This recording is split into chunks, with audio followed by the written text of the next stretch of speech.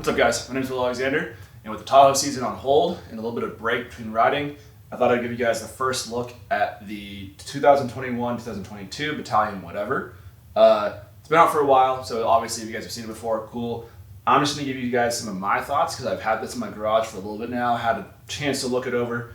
Still got it wrapped in the plastic just to keep the kind of factory wax and the base nice and clean and fresh. So yeah, let's just jump into this.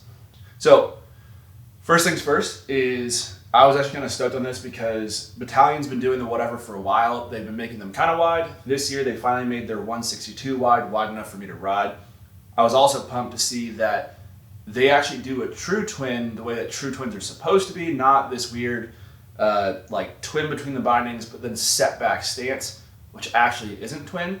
So I was really pumped to see that. This year is also kind of stoked to see that they've put in a new shape. So in the years past, they've always been directional twins with the nose being 1 centimeter longer than the tail. This year, they cut out the base of the tail here. And what that's going to do is it's going to essentially make this board kind of in the air feel a little bit smaller, but then riding style feels bigger. So this is a 162. I went through and legitimately made a trace cut of the nose, put it over the tail, and it turns out if you like match up the contact points, you end up cutting off about, I want to say 2 to 3 centimeters of length. So this 162 is more like a 165 if you made it a true twin, and probably a 164 if you made it the Bataleon directional twin style. The one thing that I did notice once I got this in person that I didn't see online, and I don't know if you'll be able to see it with the glare, is that they have one less insert set in the back than they do in the front. So from where like the reference stance points are here, it's perfectly centered, and you still have from the reference standpoint basically like one insert pack if you have the standard like 4 skip the middle. If you have the like kind of mini discs that have the 4 right next to each other, you will have basically 2 extra on the outer edges. But what's interesting is that from the center point, there's only 3 to the inside of that center reference, and on the tail, there's only 2. So I think this one's 22 inserts. Every other one of their boards is a 24 insert board, so literally just 2 extra. I thought that was really interesting. Not sure why they did it. Not sure that it's just because it's like, hey, we'll give you the extra kind of ability to move your foot back for deeper pow and still ride the board, or if it's like an anti-nose riding, and I don't know, who knows? Couldn't tell you. It might be an interesting question to ask Bataleon why they just removed 2 inserts on the back, but who knows? Whatever.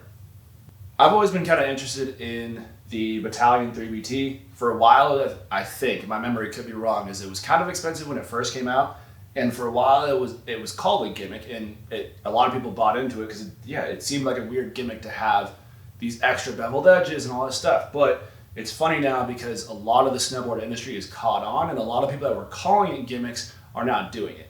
There's new brands that are coming up, like Jones, that is kind of using a spoon technology, pretty much the same thing. Nidecker, who I believe actually owns Bataleon and Lobster and like a third of the snowboard industry, is implementing, I think, some 3BT, and if not, I know that they're implementing the Sidekick, which is kind of the extra little like 3BT on top of the 3BT right here where your contact point would meet the snow. I also know that Burton was one of the bigger ones about like you don't need like 3D technology, is now making 3D snowboards. And Yes, who is kind of new, is also making a 3D hole on, I think it's their 420 board. Different, it's the exact opposite. It's more like surf style on the bottom, but same concept. A lot of people are doing some sort of 3D base at some point in it. So it's kind of funny, just the rest of the industry's finally caught on that like this is actually a technology that's good and it actually works. So so I'm a first-time Bataleon board rider just because we don't have any shops that have them anywhere near us. I think the closest one to Tahoe is down in Mammoth. So that's about a 4-hour drive just to try and see if they might demo you a board. But me and my size, I haven't been able to demo one that's big enough. But I'm really interested to see how all the technology, the 3BT plus the positive camber, really work together. I've always been a fan of positive camber boards because I like the pop that it gives you. Recently I've been riding a lot of positive camber between the bindings with early rise rocker, which is cool. You'll lose a little bit of pop on the nose and tail, but it also makes for a little bit more of a safer landing because the early rise rocker will save you from catching edges. I think this kind of does the same thing, but without doing the rocker, where all the rocker is just on your edge and not between the center of your board where you're usually using most of your pop. And so you can really notice this when you look down the edge of the board, is that through the center of your insert packs, you really see that positive camber. And then had this board not had the 3BT, it really looks like you have an early rise rocker with obviously like an extra little side kick up, which it's kind of interesting because it goes the opposite. It kind of gives you a little bit of a concave right in the nose and right in the tail. So I'm really interested to see how it works out with the positive camber and what I'm basically calling concave, because the more and more I look at it, the more it reminds me of a skateboard. And yeah, so this 3BT concave, I've heard that when you get onto slight edges, it loses a little bit of its pop, which is kind of understandable because you lose that point where that positive camber is actually in it, and you get that early rise rocker. So it'll be really interesting to see how that works with like side hits, ollie on flat, popping onto rails, and going off a jump. So really excited to test that out and see what it's like. So one thing that I was really interested to see on this board was the kind of lack of concave. I always thought the battalions were super steep, kind of more like a skateboard concave, but it turns out that the actual lift on either side is only about a 1/4 inch. So if I push down on my nose here, as if I was on a box doing like a front board and got a little nose heavy, it's only about a 1/2 inch up, and there's still a good amount of board underneath your feet that's going to keep you locked in place. I was kind of concerned about that because I thought it'd be a little bit washy on rails, because I do have a skateboard and kind of like a roller that I use, and the skateboard side to side gives you so much more wiggle than you'd get on a snowboard on a rail. So I was really interested to see how that is. Turns out it's not nearly as much as I thought it was. Kind of going along with this is I'm really interested to see how durable the 3BT is on the base. So I'm not familiar with the base and how thick it actually is, but it seems like it's following the typical board where it's relatively thin and it's the same thickness all the way through all of these points in the nose and tail. I am interested to see how this 3BT holds up, because at least on this Whatever, it's an extruded base, which extruded bases are a little bit easier to take care of and repair, but repairing a 3D nose or tail I know is a little bit more difficult than repairing a regular snowboard where it's just flat. So I'm interested to see how this holds up in just, riding through the park, riding on icy conditions, and seeing if this deteriorates at all, if it rounds off, what happens to the 3BT over time, because I've never seen anyone riding a 3BT for, 3 to 4 years or a full season entirely by itself, and then kind of showing what that looks like over time. Also interested to see how it scrapes, because traditionally I have a giant, I think it's a 1 foot kind scraper that basically goes across the entire board, but through this, it's only going to be contacting about here to here and then here to here. So it's going to be a new experience for me, waxing and scraping this board, which I'll definitely show you guys, because it'll be an experience for me, and so I want to show you guys what it's like if you buy one of these 3D boards, what it's like to kind of maintenance them. So if you want to kind of follow along for that, make sure to subscribe. I'm going to kind of be doing little updates about this board throughout the season, and then I'll do a full review of it once I've had enough days on it. I don't like these kind of one demo days, and this is what this board rides like. I like to put boards through their paces. I'm going to ride this thing in kind of early season-ish conditions when it starts to fill in a little bit more. So I'm going to be able to get it in icy conditions, warm conditions, trying it in different kinds of POW. I'm up here in Tahoe, so we have varying different kinds of POW. We get Sierra cement. If you go to Mount Rose, which I do a lot, you kind of tend to get a little bit lighter snow. So it's going to be interesting to see how this board reacts in all different types of snow. I'll let you guys know what it's like in kind of 6 to 8 inches, what it's like in a foot plus if we ever get that again, because like last year we didn't get a foot plus until I think late January. So I'm going to try my best to get this thing on snow as much as I can, and I'm going to give you guys a full review from top to bottom in all conditions that I can, and I'll probably wait until I have enough days on it. So yeah, so subscribe, because I'm going to be giving little updates as I'm riding this board and how, little things come up that I like and don't like, or things that I notice. I probably won't do a full review until, I'm guessing, January or February. I'm not one of those guys that rides a bunch of boards on demo days and then tells you this is what the board feels like. I like to put the boards through their paces.